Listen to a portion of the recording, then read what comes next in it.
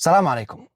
في معي حساب شخصي في الفيسبوك في حوالي 25,000 متابع و100,000 قيد.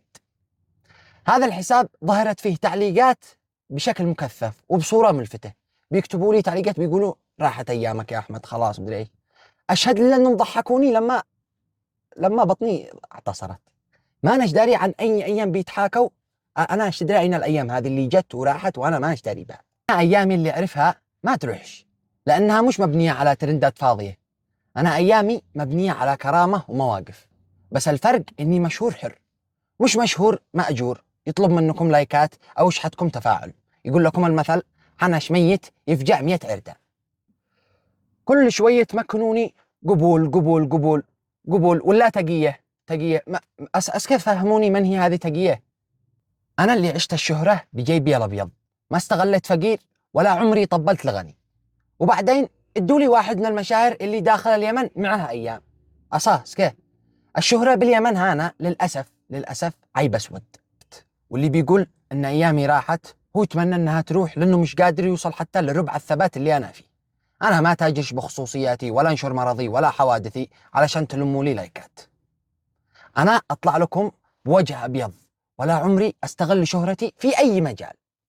عمري ما اختصم لي حتى 10%، لا بمدرسة ولا في جامعة ولا في مطعم ولا في محطة ولا شيء، كل حاجة بفلوسي. عايش والكل عارف إن السوشيال ميديا هذه في اليمن ما فيها تربح. أنا أدفع حق النت اللي أنتر فيه من جيبي، ويا ذي تدور من المشرق غداء راح السلامة من المشرق صبوح. بالنسبة للناس الهاي اللي عرفتني بهم الشهرة، هؤلاء الناس ما يشتوا كلها تروح مجالسهم تطبل لهم وتصور وتنزل عندك في صفحتك.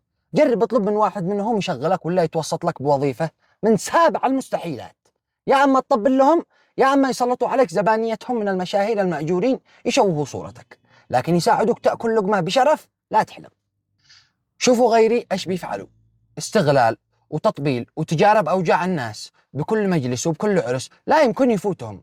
أنا صفحتي تعرضت للبلاغات، أشهد لله لو هي ترامب إن قد غلقوا صفحة ترامب، ومع ذلك مستمر بفضل الله وبفضل المتابعين الرجال اللي يعرفوا قيمة أحمد. المليون متابع اللي انتم مقهورين منهم هذه محبة وتوفيق مش شحاتة، وأنا موجود وثابت وقلمي حر ومحتواي بمزاجي. أنزل اللي بمزاجي وأحترم متابعيني وأراعي الله بالأول والأخير. وصلت الرسالة؟ أنا موجود وكرامتي فوق كل اعتبار، وأعتز وأفتخر بكل متابعيني المحترمين. يقول علي ولد زايد: حسبت مالي رجالي وإن الرجال ذي هم المال. تحياتي للرجال.